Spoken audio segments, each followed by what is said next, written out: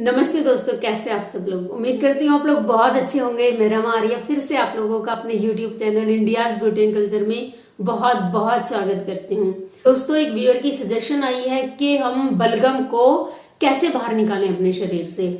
तो जिन लोगों को बलगम की शिकायत है, खांसी की शिकायत है, सबसे पहले मैं उनके लिए परहेज बताती हूँ कि जब तक उनके बलगम बन रहा है उसके कुछ दिन बाद तक भी, ये जो सर्दियां चल रही है तब तक के लिए आपको दही, केला, चावल, प्याज, आइसक्रीम या कोई भी ठंडी तासीर की चीज और तला हुआ खाना ये बिल्कुल नहीं लेना है। और जो फल खाने हैं, अगर धूप निकली हुई है तो ही खाने हैं धूप में बैठ के, वरना तो नहीं खाने। फल भी नहीं खाने आपको। आप ये परहेज करेंगे। और साथ ही साथ एक जो सबसे बड़ी बात है, आप एलोपैथी दवाई नहीं लेंगे। अगर आपके बहुत बलगम बना हुआ है और आप एलोपैथी दवाई लेते हैं उसको सुखाने के लिए, कई बार इंसान को बहुत नजला जुकाम हो जाता है, तुरंत से एलोपैथी दवाई ली और वो अंदर ही उसको सुखा देती है, वो हमारे छाती में जम जाता है। और उसके बाद कुछ टाइम बाद जैसे ही फिर से उसको ऐसा मौसम मिलता है, वो वापस से इसी तरह से एज इट इज पिघल के हमारे श्वसन तंत्र को फिर से परेशान करता है, फिर से हमें नजला जुकाम हो जाता है। तो जड़ से कफ को निकालने के लिए आपको एक दो चीज करनी है, वो आप जरूर कीजिए। तो नोट कीजिए नुस्खा नंबर 1। ये आपको करना है रात को सोते टाइम पे। आपको लेने हैं 7 तुलसी के पत्ते और आधा चम्मच सौंठ, चौथाई चम्मच काली मिर्च, चौथाई चम्मच दालचीनी। ये जो चीजें हैं ये आपको रात को दूध में उबालनी है। तुलसी, सौंठ, काली मिर्च का पाउडर और दालचीनी, ये आप 1 गिलास दूध लेंगे, उसमें उबालेंगे, या 1.5 गिलास ले सकते हैं हम। उसमें उबालते रहिए और सिम गैस कर दीजिए। बिल्कुल सिम करने के बाद आपको उसको दूध को पकने देना है, गाढ़ा करना है। इस दूध को आपको, अगर ये आपका 1 गिलास है तो पौना गिलास रह जाए, इतना आपको इसको कम कर देना है।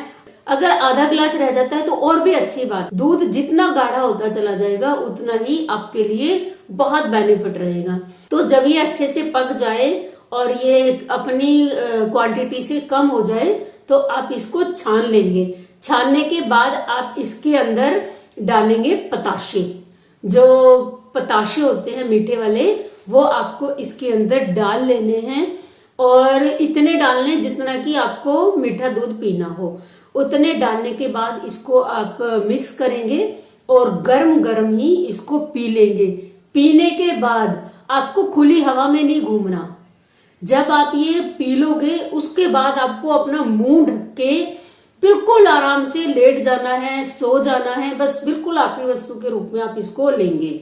इससे जो आपका कफ है वो पिघलेगा और उसको 1-2 दिन ही लगेंगे निकलने में। सुबह जब आप उठोगे तो आप पाओगे कि आपके गले पे आया हुआ है और हल्का सा आप खंखारोगे तो वो बाहर निकल जाएगा। तो ये बहुत ही बेहतरीन नुस्खा है। साथ में ही दूसरा एक और नुस्खा है, वो भी आपको जरूर करना है। आपको लेने हैं अलसी के बीज। 25 ग्राम आप अलसी के बीज ले लो।